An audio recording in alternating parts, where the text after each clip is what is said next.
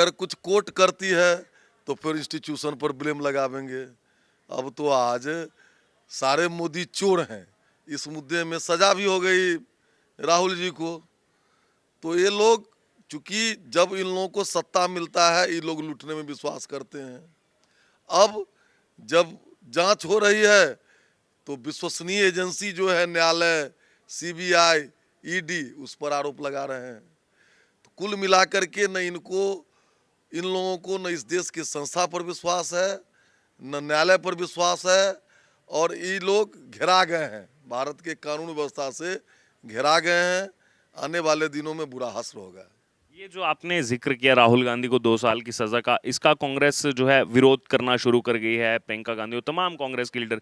लेकिन वहीं दूसरी तरफ सवाल ये उठ रहा है कि कुछ दिन पहले इसी न्यायिक प्रक्रिया से जब पवन खेड़ा को जमानत मिलती है इतने दिनों की, तो ये कांग्रेस वाले जश्न मनाते हैं कि देखिए हम जो है साफ हैं, और दूसरी तरफ यही जब न्यायिक प्रक्रिया से गुजर कर राहुल गांधी को 2 साल की सजा सुनाई जाती है तो कोर्ट को कहा दिया जाता है कि ये तो बीजेपी की है।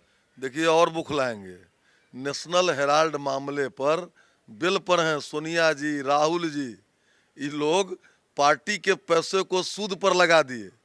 यहाँ भी कई सौ करोड़ की प्रॉपर्टी को औने पौने दाम में ले लिया, उसके शेयर को खरीद लिया।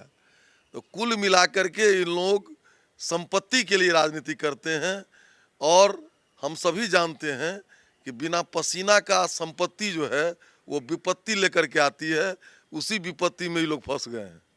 नमस्कार, आपका स्वागत है हमारे चैनल पर। इस समय हम मौजूद हैं बिहार की राजधानी पटना में, और अगर बिहार की बात की जाए तो यहाँ की राजनीति इस समय जो है गरमाई हुई है। दरअसल पहले चारा घोटाला, उसके बाद नौकरी के बदले जमीन घोटाला, इसको लेकर के लगातार जो है यहाँ पर जांच एजेंसियां जो है वो शिकंजा कसे हुए हैं यहाँ की राज्य सरकार में प्रमुख पार्टी आरजेडी के प्रमुख लालू यादव पर और उनके परिवार पर। इसी मुद्दे पर बातचीत करने के लिए हमारे साथ मौजूद हैं भारतीय जनता पार्टी के वरिष्ठ नेता और विधायक हरिभूषण ठाकुर। उनसे हम बात करेंगे।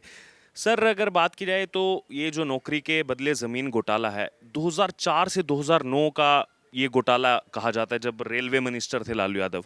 अब 2021 2022 के बाद इसमें जो है इतनी तेजी से जांच होना शुरू होती है। देखिए ये घोटाला हुआ था 4 से 9 में, लेकिन इसका एप्लीकेशन दिया गया बहुत वर्षों बाद।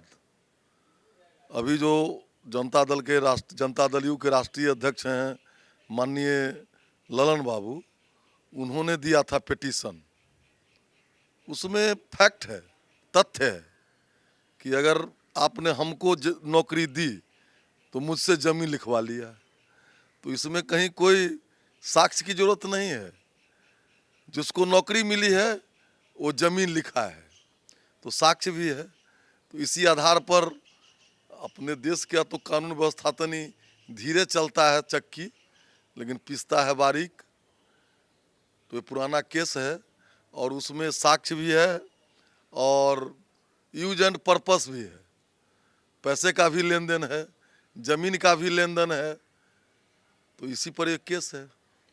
अगर बात की जाए इस मामले में, एक साथ जो है 24 ठिकानों पर रेड मारी जाती है, रांची, पटना, दिल्ली, मुंबई, और 600 करोड़ रुपए की इसमें जो है ऐसे घोटाले का नाम जो है सामने आता है।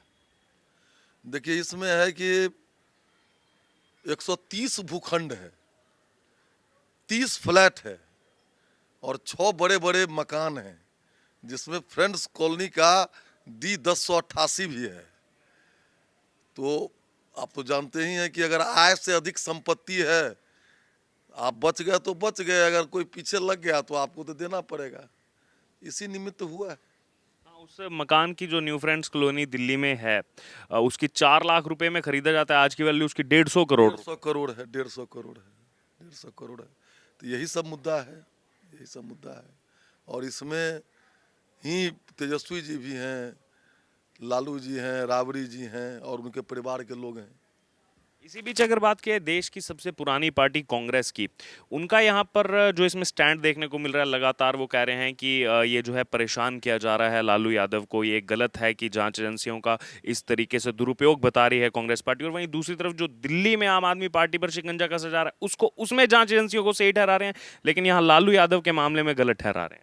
देखिए इन लोगों का है कि इलेक्शन हार जाएंगे तो जनता पर ब्लेम लगावेंगे। इसी बीच अगर वापस इसी प्रकरण की बात की जाए, क्योंकि पूरा देश इसमें जानना चाहता है, लेकिन इसमें भी जो बौखलाहट की आपने बात की कांग्रेस पार्टी की, वो यहाँ भी देखने को मिल रही है। लालू यादव की बेटी रोहिणी आचार्य लगातार अलग अलग जो है वो कमेंट कर रही हैं। कभी गोधरा का नरबख्शी बताया जाता है यहाँ पर, और दूसरी तरफ कह रहे हैं कि हम तो दिल्ली की सरकार हिला देंगे अगर उनके पिताजी को कुछ भी हुआ। अब देखिए, रोहिणी जी पर हम नहीं कुछ बोलेंगे, क्योंकि एक मायने में वो बड़ी उदार बेटी बनी है, इसलिए रोहिणी जी को छोड़ दीजिए। जो केस में है उन पर अगर बात करना है तो मैं बात कर सकता हूँ। और भी काफी नाम है, राबड़ी देवी वो भी मुख्यमंत्री रही, मीसा भारती। वो पहले भी कहें, देखिए भारत के कानून की एक विशेषता है कि अगर आप गलत करिएगा तो देर न सवेर कोई खड़ा हो जाएगा, तो आप बड़े से बड़े भी लोग हैं तो आपको फंसना है। इसमें भी यही हुआ है। आज जिसके तहत उस सरकार में चल रहे हैं, जदयू के राष्ट्रीय अध्यक्ष ललन जी, अब सरकारी गवाह बन जाए तो कुछ राहत मिलेगा, लेकिन अब तो सरकार में है वो लोग। हम लोगों को इससे कोई लेना देना नहीं है। एजेंसियां अपना काम कर रही है, कानून अपना काम कर रहा है। हम लोग न 3 में है न 13 में है, न हमने जा कर के दिया, न हमने कहा जे जांच कीजिए। हाँ, अभी केंद्र में हम सरकार में हैं, जांच एजेंसियां कर रही है, ब्लेम हम पर लगा रहे हैं, लेकिन ये ब्लेम उनको लगाना चाहिए देवगौड़ा जी पर, गुजराल जी पर, कांग्रेस पर, और राजीव रंजन सिंह उर्फ ललन बाबू जो राष्ट्रीय अध्यक्ष हैं जदयू पर, उन पर लगाना चाहिए। भारतीय जनता पार्टी कहीं नहीं है इसमें।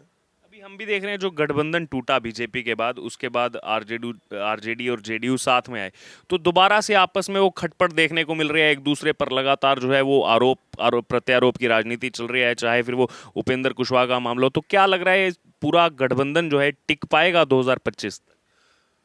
अब टिके या नहीं टिके, लेकिन इस गठबंधन में तो अब दोनों पीछे हट गए। तेजस्वी जी ने स्पष्ट कर दिया परसों हाउस में कि न हम मुख्यमंत्री के दावेदार हैं और न ही प्रधानमंत्री के दावेदार हैं। गए थे दोनों डील के तहत कि हम प्रधानमंत्री बनेंगे, आप मुख्यमंत्री बनिएगा, लेकिन अब अंगूर खट्टे हैं, कौन खाए, इस परिस्थिति में लग गए हैं। कुल मिला करके बिहार के राजनीति को अगर आप देखिएगा तो बड़े भाई 15 साल, छोटे भाई 17 साल, 32 वर्ष से बिहार इन्हीं 2 आदमी के इर्द गिर्द घूम रहा है। लेकिन अब बिहार की जनता मन और मस्तिष्क बना रही है। आने वाले दिनों में जब भी बिहार में चुनाव होगा, 40 की 40 लोकसभा और आने वाले दिनों में 25 में विधानसभा के चुनाव में भारतीय जनता पार्टी की सरकार बनेगी।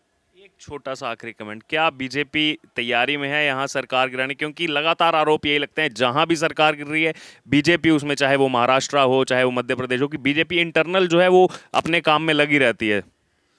देखिए, यहाँ का अंकगणित जो है वो दूसरा है, और भारतीय जनता पार्टी ऐसा कोई काम नहीं करेगी। ये अपने कुकृत्यों के तले दब करके सरकार चली जाएगी। हम यहाँ प्रयास क्यों करेंगे? आप देखते होइएगा कई मुद्दा ऐसा है। अभी चौथा कृषि रोड मैप हुआ, तेजस्वी जी की कुर्सी 2 घंटे तक खाली रही, तेजस्वी जी नहीं गए। तो इन दोनों में अंतर विरोध है। सत्ता के लिए समझौता हुआ है, वो समझौता टूट रहा है अब धीरे धीरे। तो भारतीय जनता पार्टी को प्रयास करने की यहाँ कोई आवश्यकता नहीं है। आने वाले दिनों में अपने कुकृत्यों के तले दब करके सरकार चली जाएगी। तो ये थे हमारे साथ हरिभूषण ठाकुर, भारतीय जनता पार्टी के विधायक, और इन्होंने बताया जो पूरा ये मामला इस समय चल रहा है नौकरी के बदले ज़मीन घोटाले का, इसमें कहीं ना कहीं अभी जो गठबंधन की सरकार है आरजेडी जेडीयू की, यही पुराने जो है केस जो है वो जेडीयू ने ही शुरू किए थे, जो आज आरजेडी को उसका सामना करना पड़ रहा है।